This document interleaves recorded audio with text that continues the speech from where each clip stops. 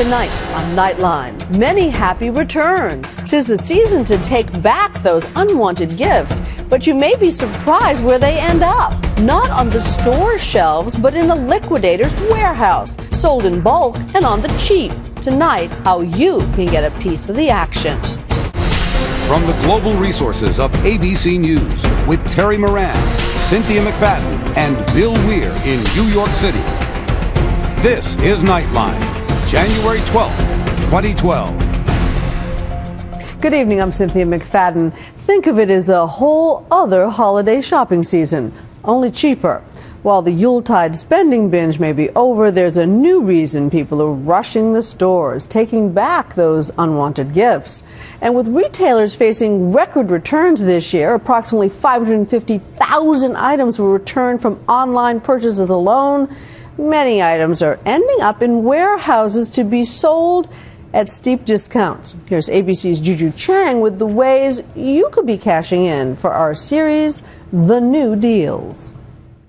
Muppets, Nerf guns. This is definitely holiday return. Yes. Welcome to the graveyard of holiday gifts. Inside this vast, generic warehouse in Cranberry, New Jersey, is a giant discard pile. All those goodies we sent back to Santa. Oh, Legos! But here, those rejects are reborn.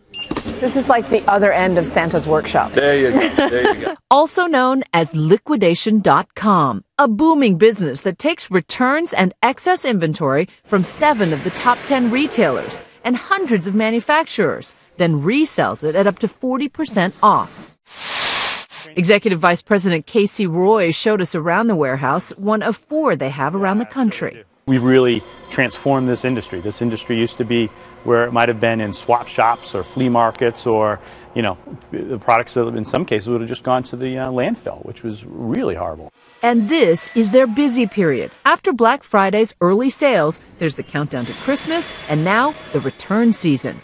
10% of all that holiday loot gets returned. Online, it can be more like 15%. The liquidation business is profiting from the fact that retailers are making returns easier than ever, knowing you'll end up buying more if it's easy to return.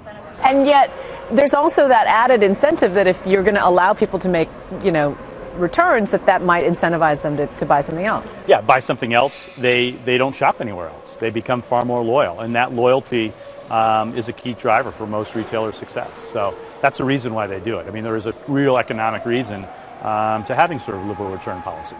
Inside the electronics testing area, workers actually listen to these iPods to sort out which ones are broken and which ones can be resold. This guy is in charge of the Xboxes. You can have my son as an intern if you'd like. And then there's the long line of flat-screen TVs, which get tested, sanitized, and wrapped back up in their boxes. These TVs are being sold to Carmel Harris, who comes to buy in bulk, up to 3 times a week. I bought 2 TVs at first, then, gradually bought 10. Now I get 20 at a time. And now you have a business.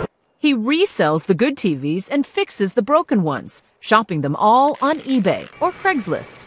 The resale value is, really good on this. Carmel says he now earns twice as much as he did at his old job installing car alarms. He's part of a growing parallel economy made up of scrappy entrepreneurs who know a bargain when they see it.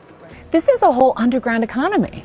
Yeah, it used to be underground. What we've done is we've brought it to light because we're online, because it's transparent, because of the high level of service that we try to provide. It's now above ground, and it's a thriving business. And it's not just home electronics. Check this out. My kids would love this. Air hockey, a little battery car. You can bid on off-season merchandise like 1,000 back-to-school backpacks or a batch of purses by Prada and Michael Kors being auctioned for $200, or 10 wedding dresses. The going bid, $375. But God help the poor woman who needs to buy them in bulk. People are looking for value, and that's really what helps us, where people are more willing to buy an item that is a name brand, but they don't necessarily need to have to buy it from a name brand store. In many ways, the bad economy has made bargain hunting it's chic. in. Yeah, it's in, right? It's chic, right? The little blue box isn't as chic as bargain hunting, right? Getting that deal. Bargain hunters don't have to buy by the truckload to get a steal. Anybody can buy individual items on their consumer website, Secondipity.com, where you can save $100 on an iPad, which normally costs $700. We have like a recumbent bicycle, we have a punching bag here, we've got a weight bench, and we have manual treadmills. You got a full-on gym there. Absolutely. right, Absolutely. cool. And for the right price, someone else could. Always selling. Scott Winkler's rental truck is full of housewares, lighting fixtures, and the ultimate holiday leftovers. We have Christmas trees, which nobody wants this time of year, but we're more than happy to store them in our warehouse. And you keep them until Till the November next and sell them season, next yes, year? Really? absolutely. Because today's trash is next season's treasure. For Nightline, I'm Juju Chang in Cranberry, New Jersey. Nothing like a leftover Christmas tree.